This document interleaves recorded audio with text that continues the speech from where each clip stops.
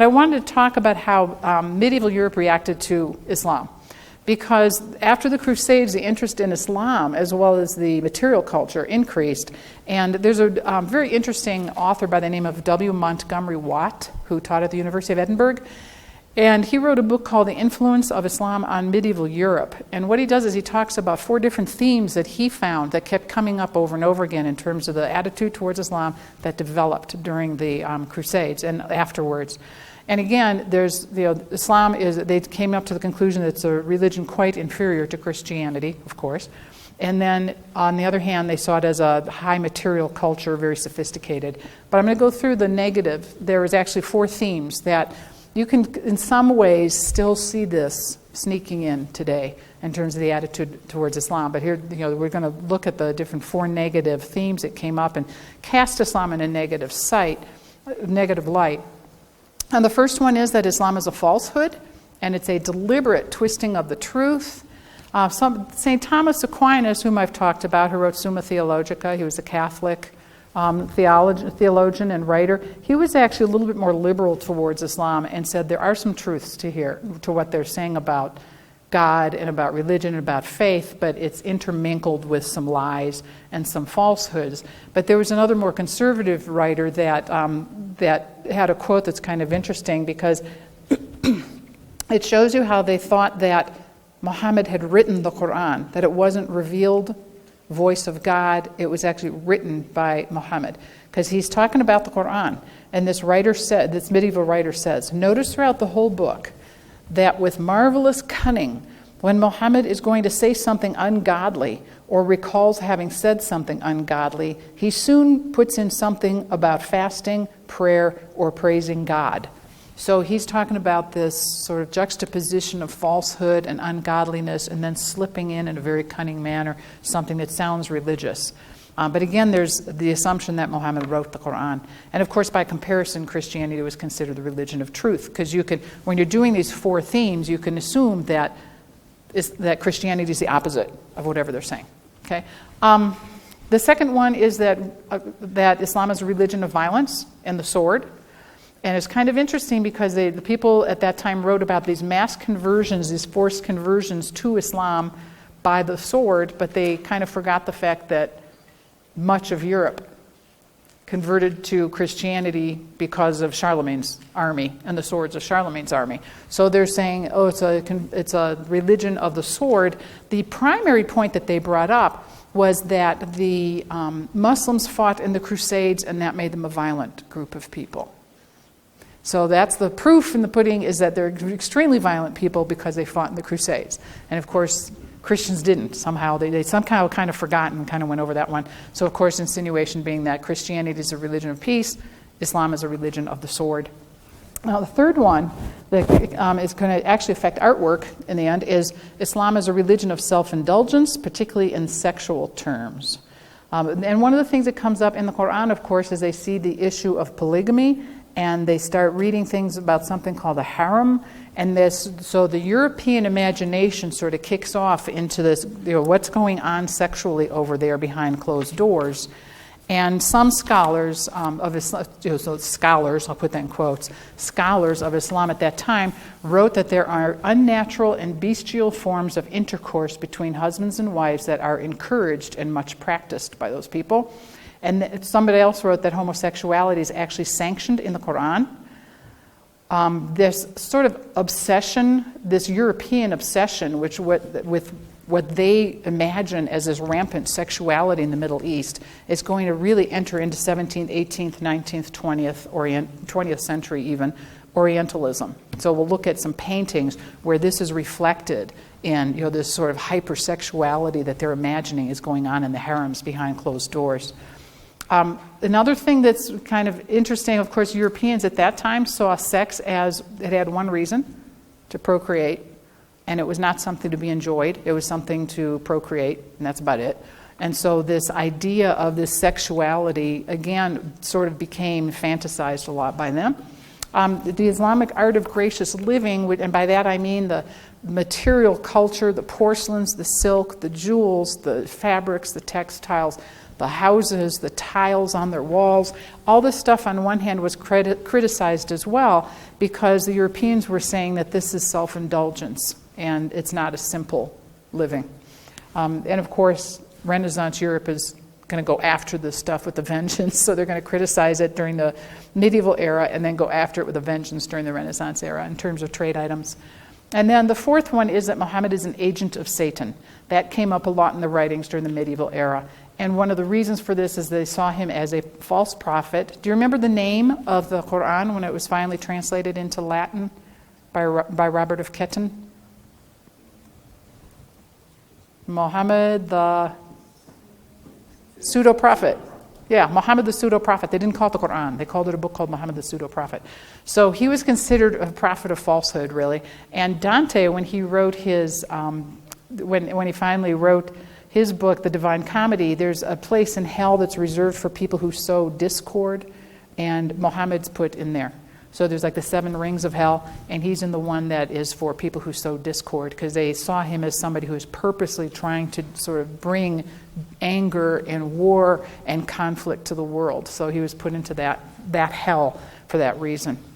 The positive reflection to it, of course, was the scholarship coming into Europe, and I talked about how Europeans eventually are going to try to gain status by sending their sons down to Spain to study Arabic and Islamic writings. So it kind of has, as I said, sort of a schizophrenic thing of they're disgusting people. Let's send our son down there to study mathematics and medicine and chemistry. Also, you're going to see a lot of influence in terms of spices and food and music. Troubadour music is something that comes from the Islamic world. Have any of you guys heard of the word Morris dancing? It's a British kind of dance, sort of a medieval British country dance. Morris dancing, that's actually called Moorish dancing, but they called it Morris eventually. So it's going to affect dance, art, poetry, chivalry, the idea of chivalry, and household goods, textiles, and ceramics.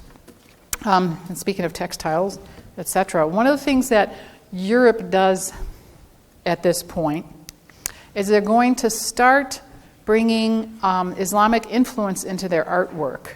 And I wanted to show you some slides of some paintings that developed during the medieval era. This is Duccio de Bonasegna's Madonna and Child, painted in 1284. And you're not seeing any Islamic influence on this one. What you're really looking at is a very simple, sort of down-to-earth painting of the Virgin Mary and the Christ child. Same painter, 66 years later, suddenly gets this Oriental opulism into his paintings. Same painter, same scene. Christ child on the Virgin Mary's lap. Suddenly she's enthroned. Actually, this throne, to be frank, looks very Byzantine. Not Islamic at all, but extremely Byzantine. But you've got these golden halos around the angels, and you've got this fabric in the back over here. This is, again, painted in 1300. Very different just in terms of the opulence coming in, the trade items affecting the artwork. Halos over here. Can you see, I don't know how well you can see this, but can you see what's over here on that fabric? Yeah, it's pseudo-Arabic writing, actually. They admire the material wealth and the splendor of the Islamic world so much, and the language they think is quite beautiful. And so they make this thing in their artwork called tiraz. This is a Persian word, and it means pseudo-Arabic.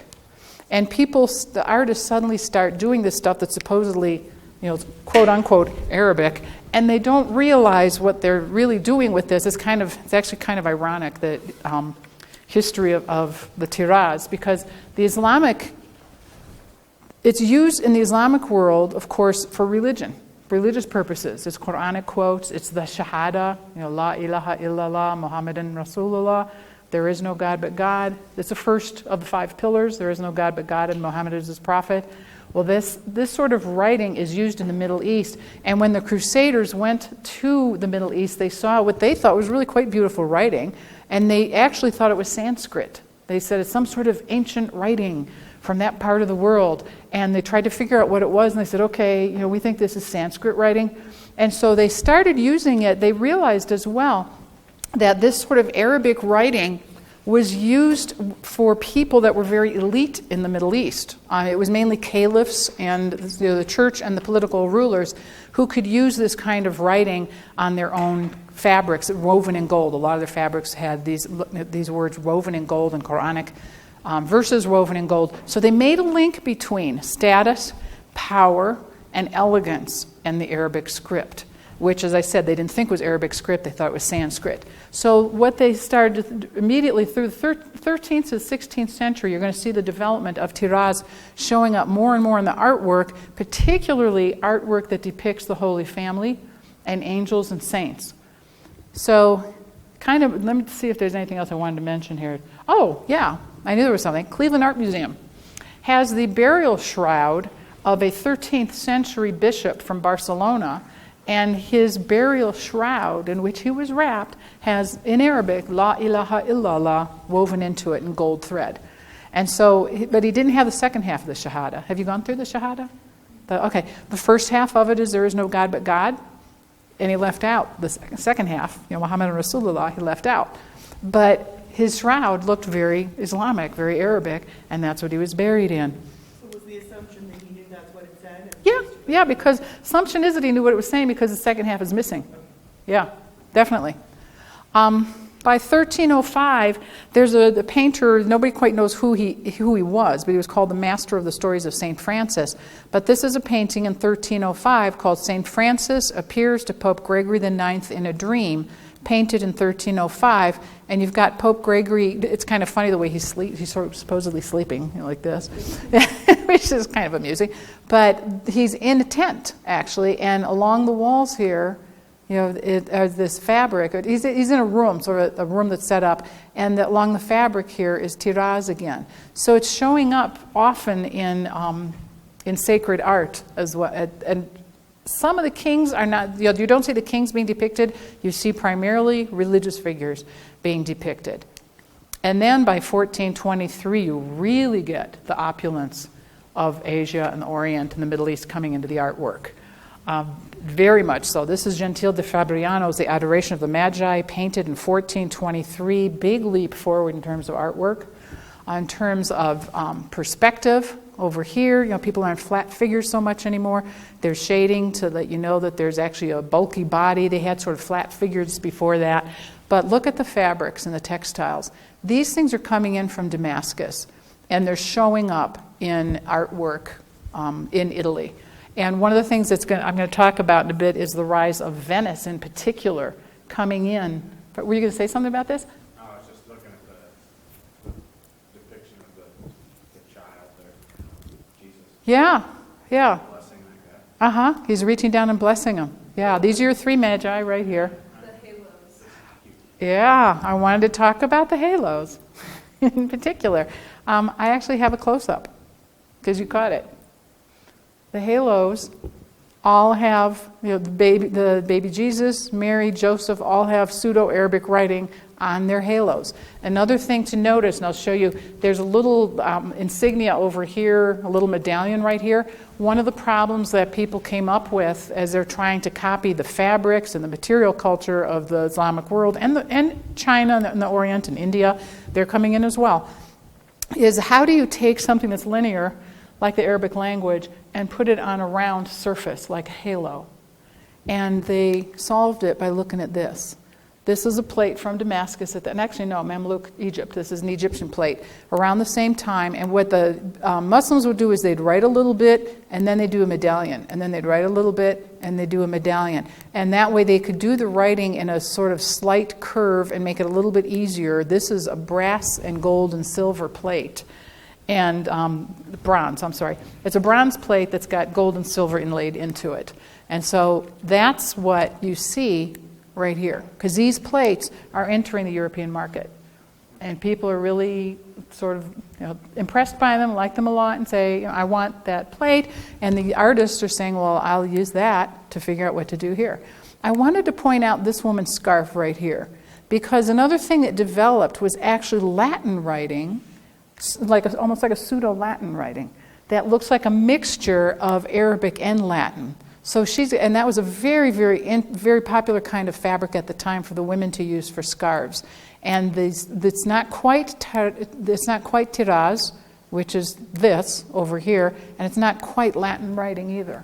It's sort of an attempt to merge the two.